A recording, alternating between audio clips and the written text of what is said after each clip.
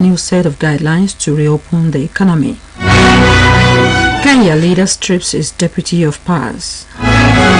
Israeli forces kidnap 21 Palestinians, attack youths in West Bank. Governor State of Osun, Southwest Nigeria, Mr. Adegboyega Oyetola has announced new set of guidelines that will guide the second phase of the gradual reopening of the state's economy following the lockdown imposed by the government in the wake of the COVID-19 pandemic. The governor said all major markets will remain shut while other markets will be opened, but operators must ensure physical distancing and use their face mask, including observing all other precautionary measures in accordance with the established protocols of the Nigeria Center for Disease Control (NCDC). Mr. Oyetola had on Wednesday ordered the reopening of worship centers. Christians would enjoy an hour service on Sunday while Muslims have 20 minutes on Friday, effective from today. Meanwhile, total lockdown remains on Saturday. Apart from the reopening of mosques and churches, the governor has further relaxed the curfew earlier imposed on the state. The new curfew will now be from 9 p.m. to 5 a.m. daily. Governor Oyetola stressed that the new measures will be for just 2 weeks in the first instance, just as he reiterated that the state's boundaries remain closed. In a statement signed by the Chief Press Secretary to the Governor, Ismail Omikwido, the governor was quick to add that notwithstanding the easing of the lockdown, the ban on political, public, religious and any kind of gatherings under whatever guise remains in force.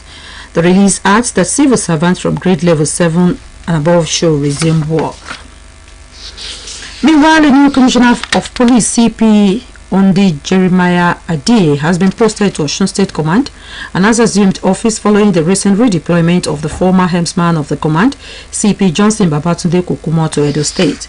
The new commissioner was born almost 6 decades ago in Obudu, Cross River State.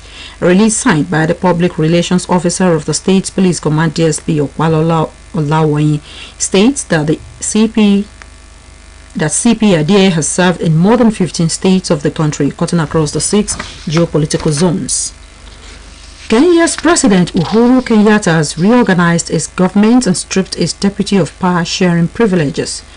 The revised executive order has raised sharp debate in Kenya. Some say the changes are routine, while others are convinced that the Deputy President, William Ruto, is no longer viewed as a co-partner in running the country.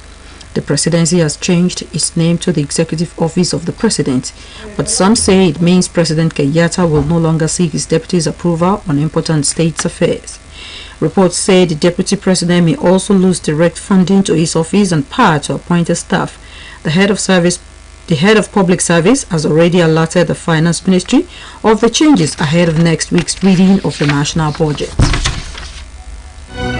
This is the World at Noon, coming to you from Osun State Broadcasting Corporation, Eliawiye Okebale Osogbo, Voice of the West. Now our mid-news message.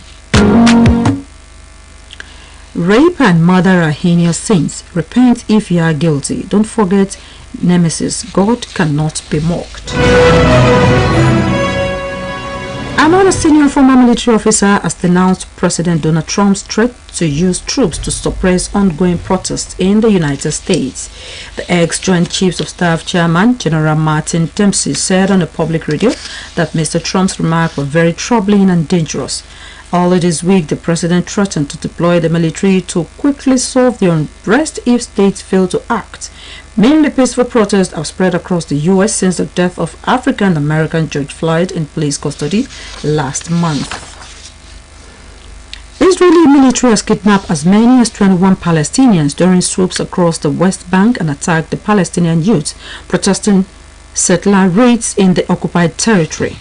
A report by the Palestinian Information Center says the kidnappings involve large numbers of Israeli military vehicles, adding that 10 military vehicles swarmed 2 houses in a town located in the north of the city of Ramallah, arresting 2 young men and ravaging their houses as a military drone was flying overhead. In another assault, the regime forces raided 2 more homes in Queba village northwest of Ramallah, abducting 2 other Palestinians and similarly searching the houses. Brazil's death toll from the new coronavirus has surpassed Italy's, making it the 3rd highest in the world, while the United Nations Secretary General has called for a people's vaccine to stem the pandemic. The plague figures from Brazil underline the grim toll that the virus is taking on Latin America, the latest epicenter in the pandemic, even as Europe seeks to re-emerge from lockdown, including a massive new €600 billion, about $674 billion economic stimulus measures announced by the European Central Bank. But on the medical side, the outlook remains blurry, even as researchers around the world race to develop and test vaccines.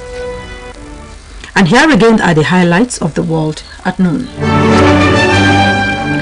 Governor, State of Osun, Southwest Nigeria, Mr. Adegboyega Oyetola, has announced a new set of guidelines that will guide the second phase of the gradual reopening of the state's economy, following the lockdown imposed by the government in the wake of the COVID-19 pandemic.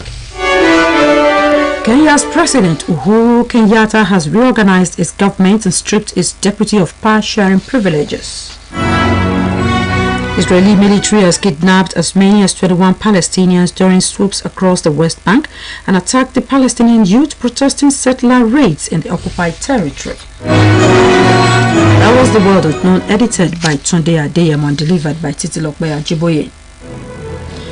Today's news talk, which centers on World Environmental Day, popularly called People's Day, with the theme Biodiversity